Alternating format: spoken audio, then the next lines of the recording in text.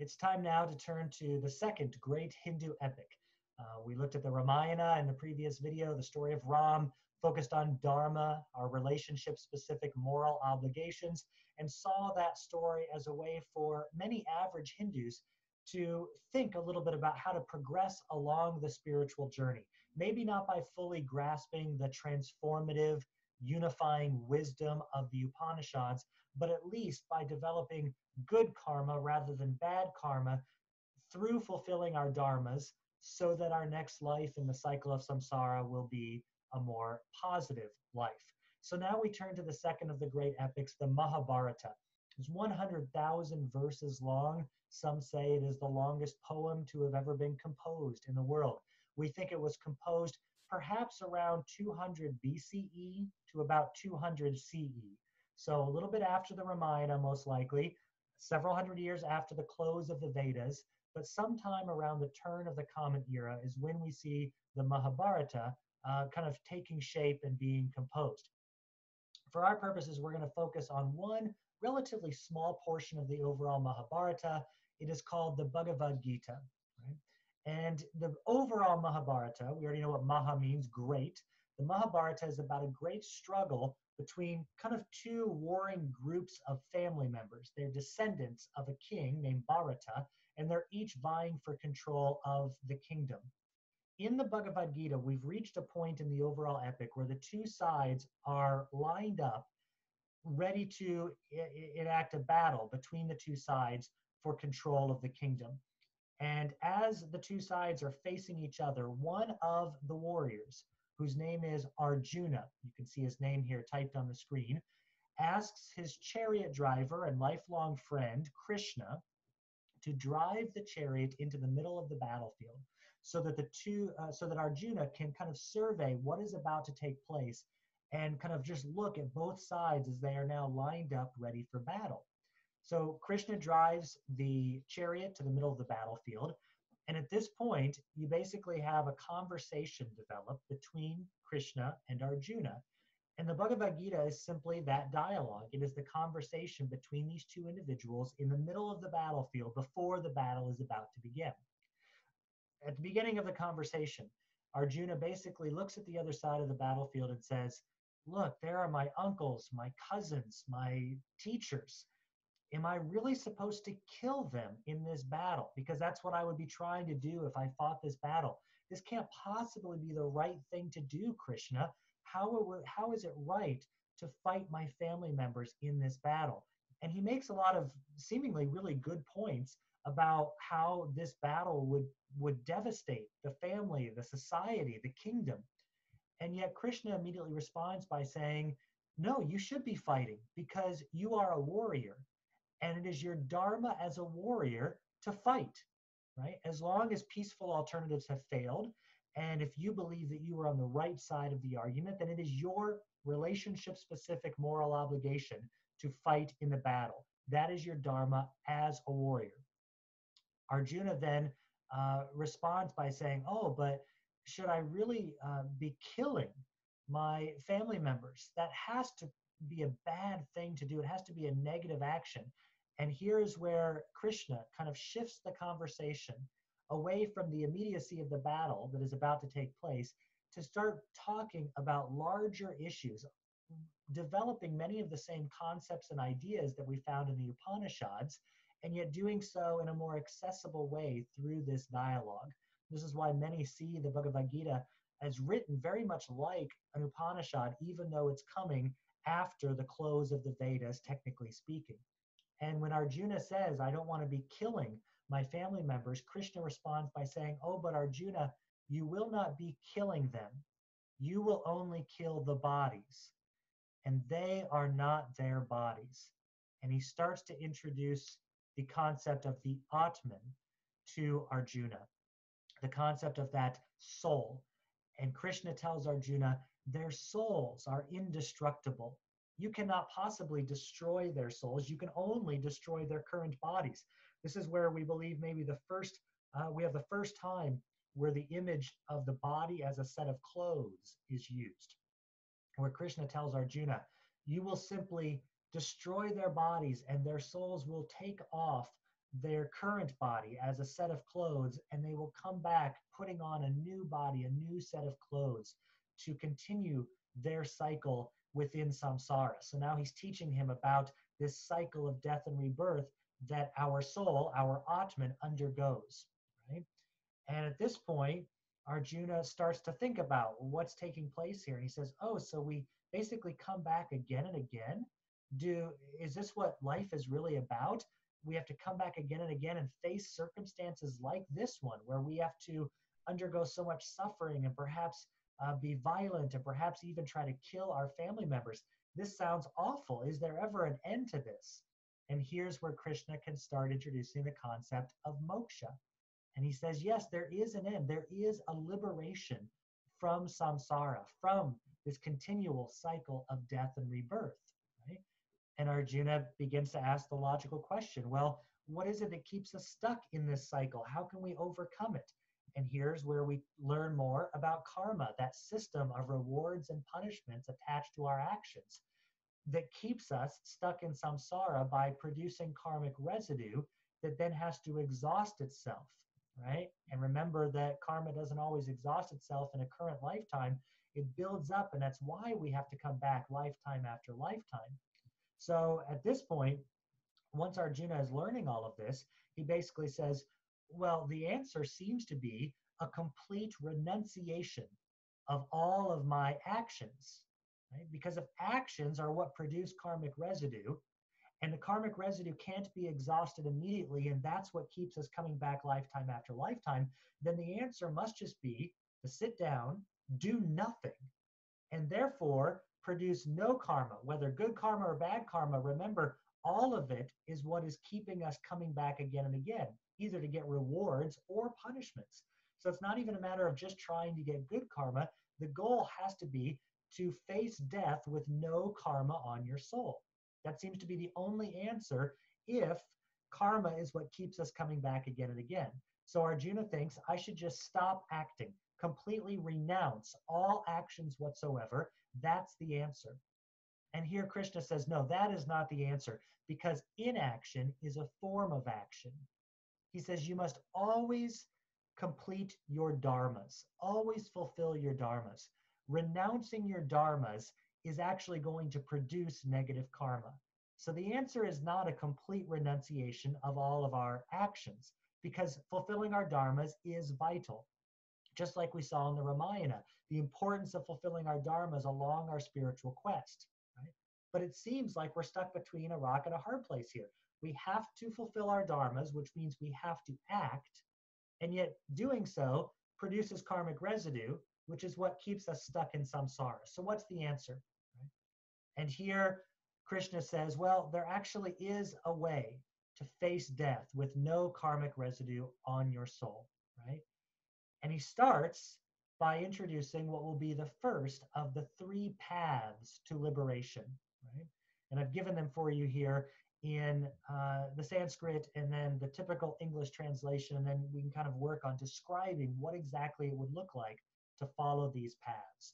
So the first path, or the first way that is introduced by Krishna in order to face death, to reach death with no karmic residue on our soul, is karma yoga, the path of action. Remember, karma just literally means action. So in this case, yoga is just the generic word for way or path. So karma yoga is the way of action or the path of action. Here Krishna says there is actually a way to act that does not produce karmic residue. Right? Remember, Arjuna is thinking the only way not to produce karmic residue is to stop acting. Krishna says, no, that's never the answer. You can never renounce your dharma.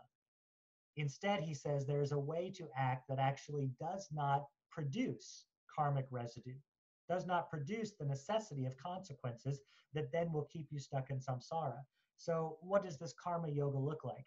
Krishna says that if we fulfill our dharmas selflessly or unselfishly, right, selflessly, then by performing selfless actions, we actually do not produce karmic residue on our souls in the first place.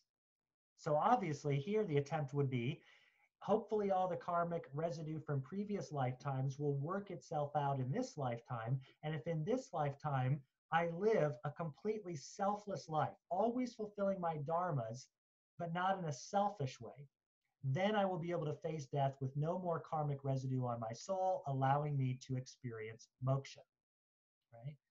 Of course, this is incredibly difficult, right? Can we really perform all of our actions and have relationships with others in the world without ever being self-centered, without ever being selfishly concerned about the outcomes of our actions? It's very hard to do, right? Think about it in any of your relationships. Think about it, if you go on a date, for example, right? And here the idea would be, what is my dharma on a date? Well, my dharma on a date is to be the perfect gentleman, to have a good conversation. It's hard not to start getting selfishly obsessed with possible outcomes, right? Well, am I going to go on a second date? What's going to happen at the end of this date? These are questions that we start to ask ourselves, and it's a form of becoming selfishly attached to the outcomes of my actions. Instead of just doing the right thing for the sake of doing the right thing, I start to wonder about what this is going to mean for me in the future, right? Think about being a student, right? If you're sitting in a classroom and thinking about your experience in that moment, your dharma is simply to be a good student, which means listening, absorbing material, storing it in your memory so that you can think more deeply about life as you will encounter it for the rest of your life. It's pretty hard to just do that, however, and not be worrying about, well, what happens if I pay good attention today? Does that mean I'll do good on a test? And if I do well on a test, does that mean I'll get a good grade in the class? And what will that mean for my GPA? And will it help me get a job?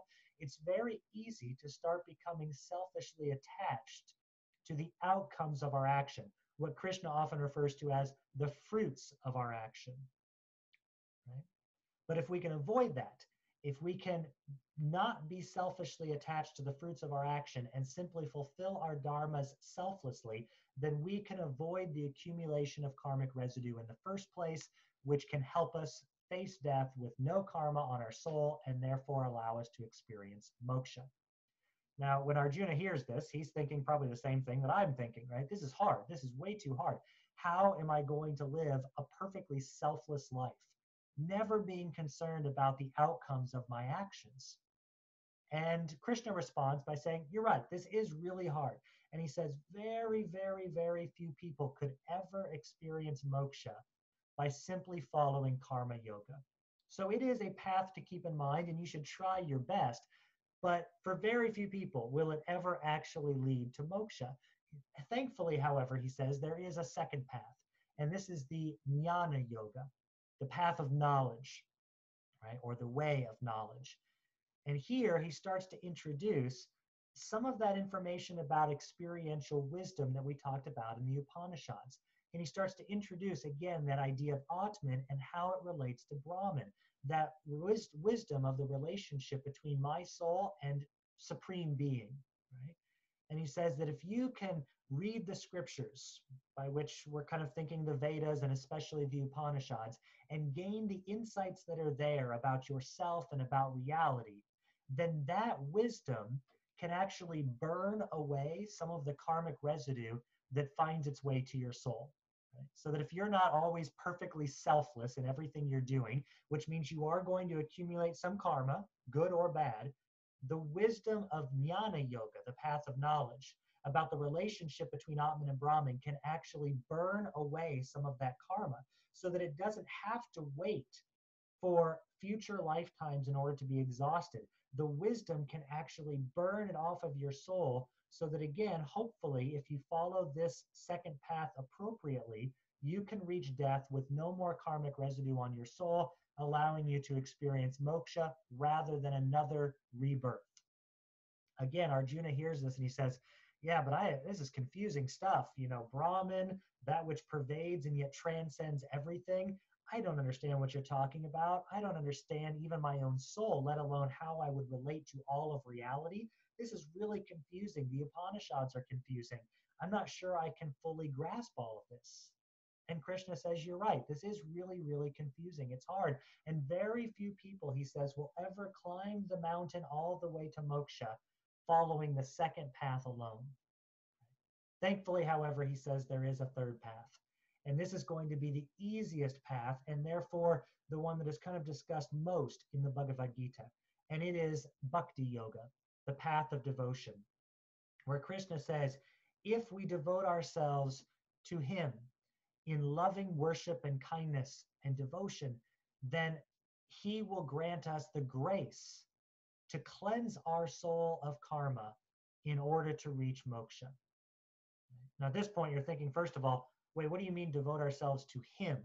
He's just a chariot driver. Well, this is where Krishna is starting to reveal himself as a little bit more than just a regular chariot driver. And it starts to become clearer and clearer through the conversation that Krishna is actually the incarnation, the earthly form of the god Vishnu. And therefore, as the incarnation of Vishnu, he is actually in some ways a more perfect representation of Brahman, of reality itself. The idea is that Brahman is everything, and that Brahman then manifests itself in certain forms, eventually in everything. But most closely, it manifests itself in the gods, right? Like Vishnu. And now Krishna is saying that he is the earthly form of Vishnu. And therefore, if we worship him as a personal form of Brahman, remember, Brahman is impersonal. It's hard to worship an impersonal supreme being, right? That is just reality itself. But if we worship Krishna as Vishnu, as a personal form of Brahman, then Krishna will grant us the grace to cleanse our soul of karma so that we can reach death with no karmic residue on our soul, so that we can experience moksha. Right? Sometimes I've heard Christians especially suggest that grace is really something unique to Christianity. It isn't. It's in many of the religions. And especially here it is in the Gita with the Bhakti Yoga, the idea of grace being given to us from a personal form of the divine in order to cleanse our soul of all karmic residue, good and bad, in order to allow us to reach moksha. Right? At this point, Arjuna, recognizing that Krishna is not just a chariot driver, basically says, can I see you then in your true form, not just as a chariot driver, but as Vishnu and ultimately as Brahman. And here you have this really pivotal chapter in the Gita called often the cosmic vision, where Krishna does reveal himself as all of reality. And Arjuna sees this, and when Arjuna is looking at him, he sees everything. He sees all of the gods and the goddesses. He sees all individuals. He sees all of reality, and it is a terrifying vision.